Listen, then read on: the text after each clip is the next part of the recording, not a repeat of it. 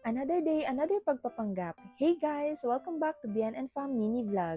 Dahil nga kinakareer namin tong pag-workout namin na to, kailangan talaga mapanindigan namin siya. Pero paggising pa lang ng umaga, ay naku talagang pahirapan na. 6 AM pa lang ay kailangan na talaga naming mag-ready kasi yung pinagtatakbuhan namin ay kailangan pang sumakay ng jeep. Hindi pa tayo marunong mag-drive kaya kailangan talagang tiyagain natin mag-commute. Dito nga pala kami nagja-jogging sa Nomo Boulevard, Daang Hari, dito sa Bacoor, Cavite. Yes, magti 3 months na namin siyang ginagawa pero parang wala namang nangyayari. Paano ba naman after namin mag-jogging?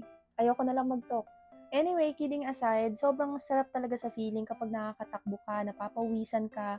Parang ito na rin yung icebreaker ng araw mo. At kapag nga hindi kami nakakapunta dito sa Nomo, dun lang kami sa bahay nag-exercise. Simula nga talaga nung nanganak ako, nasanay na ako maging morning person. Kasi kailangan ko talagang magising ng umaga kasi kailangan kong mapaarawan si Bien. Pero ngayon, dahil nga nag-workout tayo, iniiwan ko muna si Bien sa papa niya. Then pagbalik ko, tsaka ko na lang ulit siya ilalabas. Dahil nga 6 AM ay nakaalis na kami ng bahay, kailangan before 8 AM, makabalik naman kami. At least 1.5 hour is makapag-exercise kami dyan. Natutuwa nga ako every time na dito kami nag-exercise kasi sobrang lawak talaga. Minsan nga nagdadala pa kami dyan ng pang badminton kasi kapag ka nagpapahinga kami, yan yung ginagawa namin. Sobrang dami talagang pumupunta dito kasi yung iba bukod sa nag-exercise sila, minsan may mga nagpapaaraw ng baby, may mga batang nagbabike, may mga batang naglalaro. Tapos yung iba naman, tamang chill lang, tamang coffee lang sila dyan. Pero dahil nga katabi ito ng mall, ang alam ko kapag ka 10 AM or 11 AM na, binabawalan na din yung mga tao dito kasi nga ginagawa siyang parking ng mga sasakyan. Pero okay lang kasi yung mga nag-workout naman din talaga dito is before 8 AM or 9 AM, minsan talaga umuwi na rin sila. Minsan nga din kapag ka holiday or weekend, sinasama ko rin dyan si Bien para dyan ko siya pinaglalakad-lakad para maarawan na din siya. Naalala ko nga din dati, nung newborn pa lang si Bien, talagang halos inaaraw-araw namin to kasi dito namin siya talaga pinapaarawan. Kasi ang ganda talaga ng sikat ng araw dyan. Marami rin puno kaya medyo mahangin. Kaya ikaw kung taga Bacoor, Cavite ka, for sure kabisado mo rin tong lugar na to.